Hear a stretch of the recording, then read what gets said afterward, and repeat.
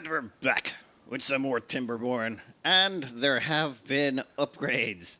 Now, there was lots of suggestions on how we get the power from here into our main base, and I decided to simplify it entirely by just building a power spine right across here. A couple of metal platforms going across, and then this whole thing sort of plunges down. There's a power spine going right down the middle there.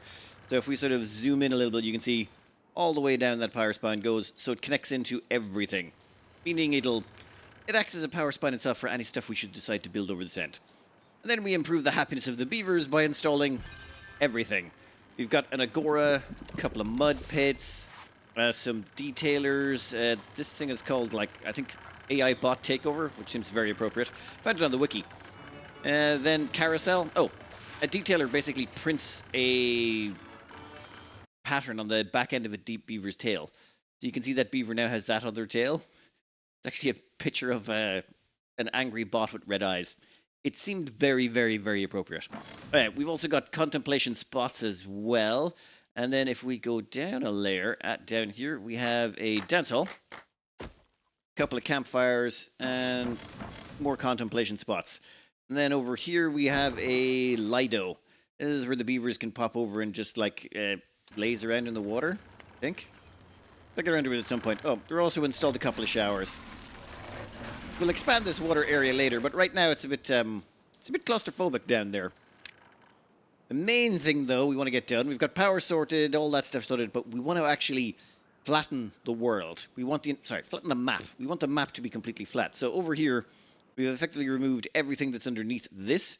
So when we delete this should all just vanish, right? Should just go.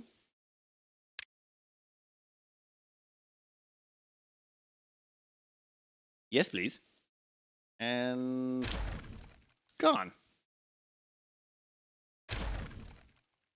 And yeah, that completely demolished everything. Okay then. Then we just got to do something similar with that area over there. So the thing is, I'll be starting one of these projects when I'm playing a game. I'll just I can do this. I can flatten the map the whole way and just greenify a bunch of it. It won't be that big deal, right? And then I start doing the project and I realize, oh yeah, this is going to be huge. But at that point, you're sort of it's like you're pot committed. You've already started, and it's just well, you've already broken down into steps. You just got to keep doing the next step, right? You do this step, and then the next step, and then the next step, and it'll be fine. And I mean, you've already put in some effort, so it can't be that bad, right? And then you're about, 8-10 hours in, and you're thinking, well, okay, maybe this is going to take a little bit longer than I thought. And then you start looking for escape plans. And the escape plan is not to stop. You can't do that. You've already put in a whole day. A whole day's got into this. You're not stopping at this point, right? There's no way. All you got to do is figure out a way to make it go faster. So at this point, you're okay, well, what if I just get more and throw it at the problem? It's I don't know. My brain works in a weird way. And the way I know my brain works in a weird way is because I don't have a spare sock drawer. Turns out, people have a spare sock drawer because they lose so much socks. I had no idea this was a thing, right? So one day I did my laundry, and afterwards, I couldn't find one of my socks.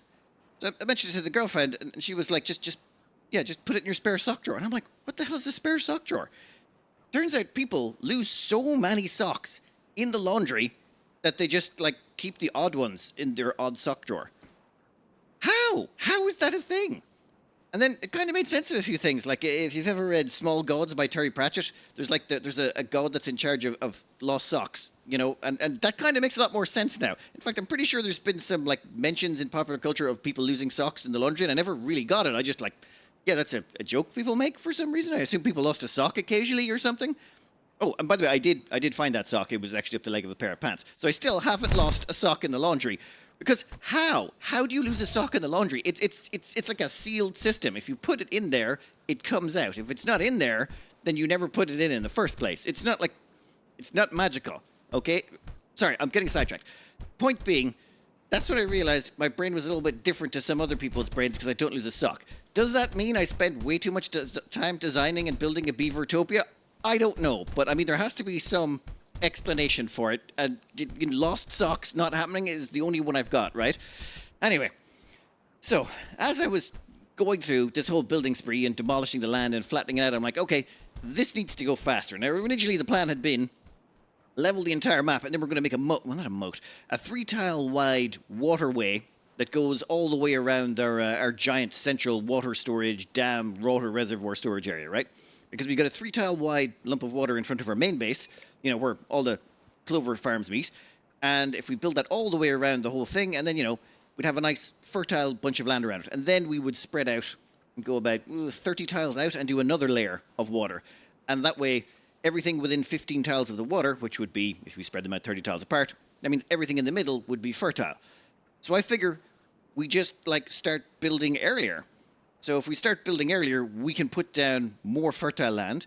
Then we can show down a bunch of trees and maples and stuff like that and expand out our robot population. And then if you have more robot population, we can increase the speed of our expansion, assuming we just have to put down enough of it.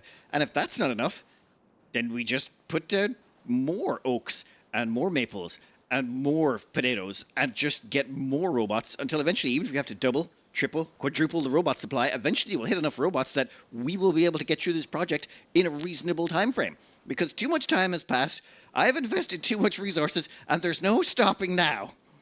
Somewhere around the third day, your brain starts to feel a little bit wonky. It's probably because you've been just doing the same thing kind of repetitively for a while. But it's okay. It's okay. You've got a plan. The plan's just not perfect. You see, the thing is, okay, fine. You can put in that extra stuff to build the bots. The problem is, to build those bots, you need to have enough bots to man all the infrastructure that actually goes into producing them. So you're going to need your 3 lumber mills, your 3 gear facilities, your iron smelter, your 2 punch cards, your 2 biofuel, 2 catalysts, your 3 bot assemblers, your 2 bot machines, or 3 bot machines and 2 bot assemblers, and then there's the paper mills. Yeah, and also, as well as that, you're going to need to make sure that the mines are manned, and then you're also going to need to have enough people or bots assigned to actually haul all the stuff between all the buildings to make sure everything gets completed on time. So you're going to need to leave some staff free. So that means you're going to need a whole bunch of staff to man it. True, it's still going to be a massive net positive in terms of the amount of bots you're going to produce. But the thing is, you don't want to stop just at increasing your bot population once, because that's going to give us about an extra 200 bots. So what we really want to do is actually just build another set. So if we just go around the corner and build another area and convert that over to pines and maples and oaks and stuff like that, and potatoes, can't forget the potatoes, then in that case, we can make more bots.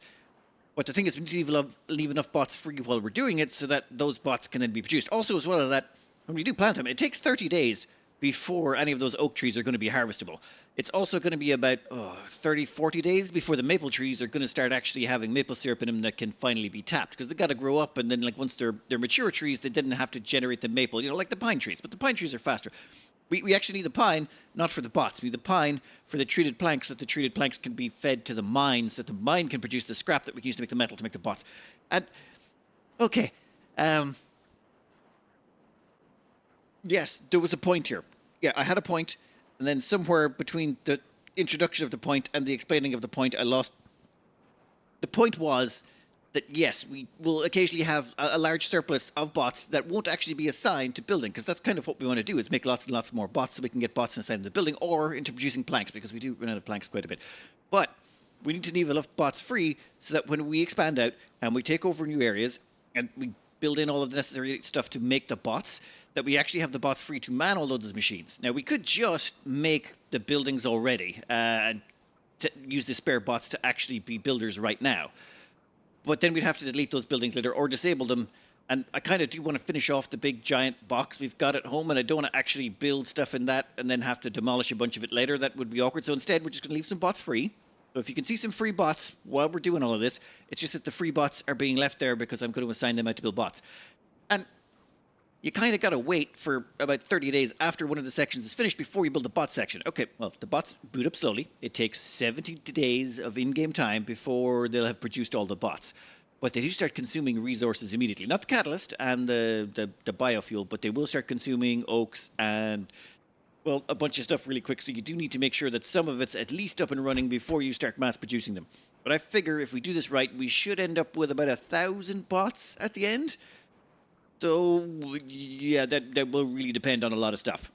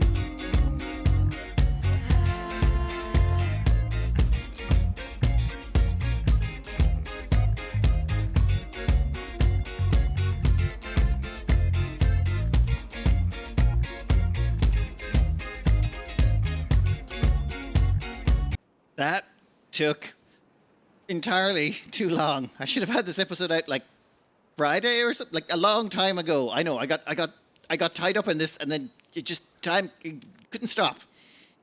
Okay, but it actually turned out pretty good. All the worrying and thinking and okay. Bear with me on this. So this over here, this one section produces enough oak, enough maple syrup, and enough pine resin to fuel precisely, well, not quite precisely, but a little bit extra, 2 bot assemblers. So this can run 2 whole bot assemblers, this entire section here. And then we duplicated the whole thing over here as well. So same amount of oaks, maples, pines, and all these spuds down the side here with their beehives. And we even managed to make sure that none of the beehives overlap with the transportation. So if anything transports through here, they shouldn't get stung, in theory. And then we've got a third one over here. And finally a fourth one over here. This one is not quite fully online yet. Everything's still growing up and catching up. And then over here, we have finally built in all of these last sections. Now, there's no industry in some of these lower floors yet. So all of these floors here, they're still pretty empty. But these sections over here are now full of nothing but bot stuff.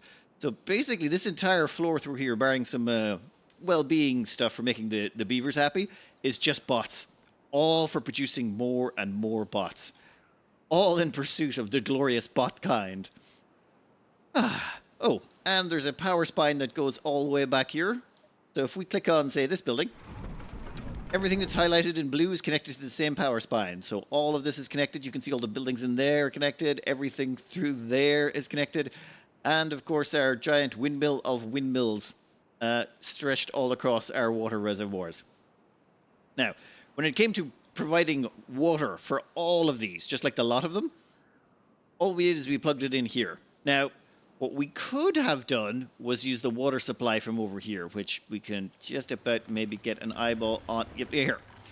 There's a water supply that drops down here. But we have kept that water supply completely separate from all the rest. All of these surrounding trees that feed into the bot production, all of that comes from this reservoir here. The reason being for that is, well, if we drain all the water out of this, that would be bad because all of those trees would stop growing and that would affect the bots negatively. But it does mean that this water reservoir here will be the last one left. And that one, most importantly, feeds into these 3 water pumps, which makes sure that we will always have water to keep the beavers and, well, the bots active to an extent.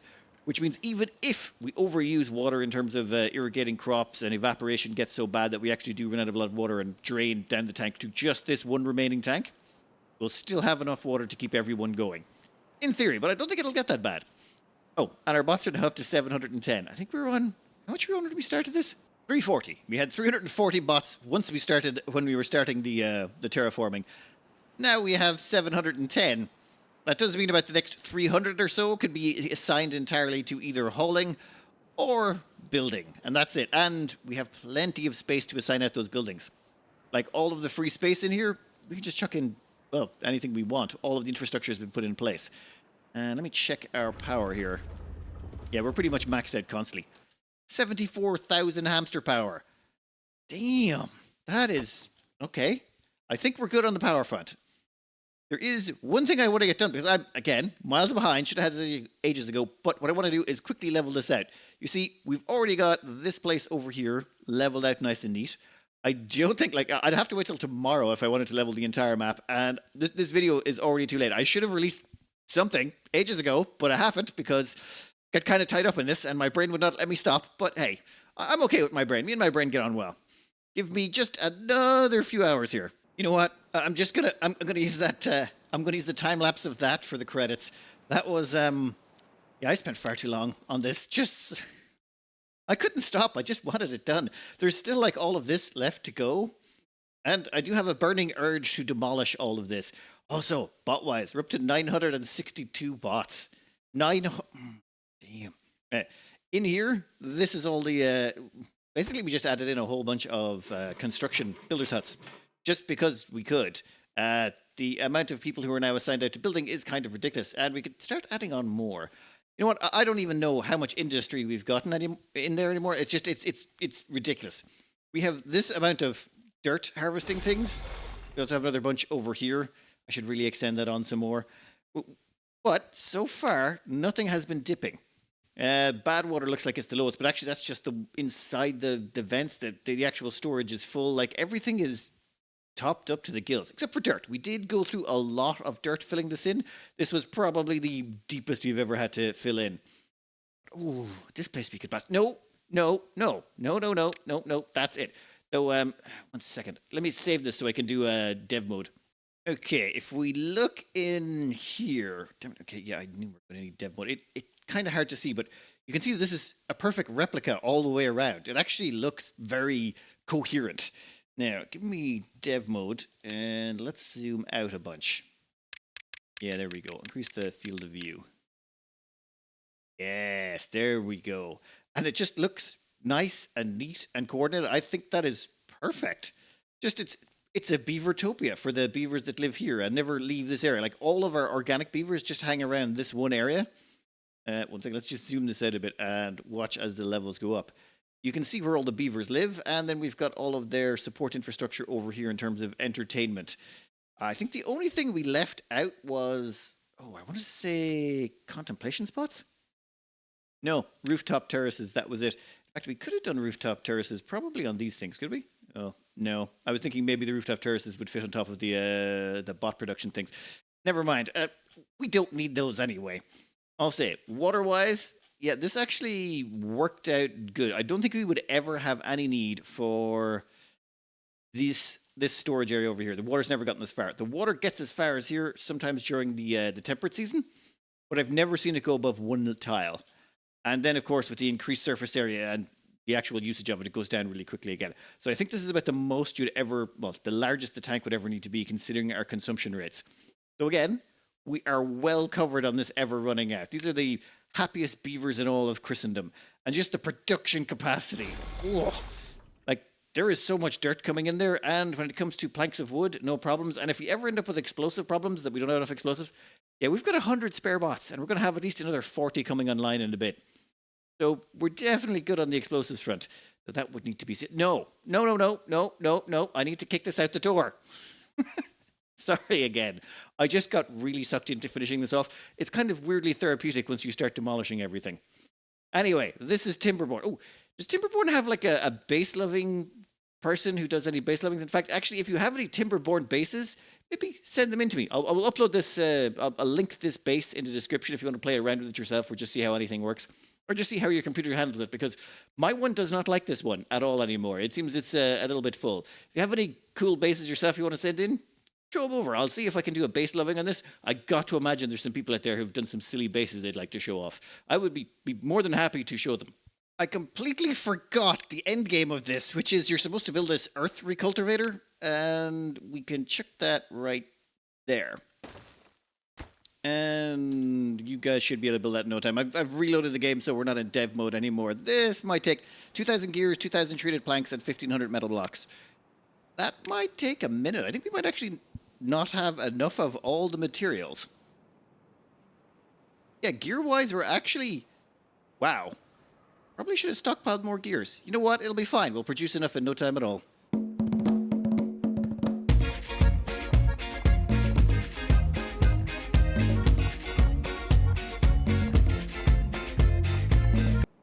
I think it's fully loaded, and I think this is the end game. Shouldn't that have actually given an aura bonus to all of our beavers because they're in range? Or does it has to be opened first? And let's see here.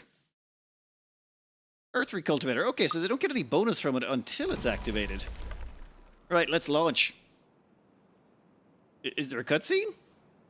Because my game is kind of not doing anything anymore. Hey, there we go. Oh, that's actually pretty cool.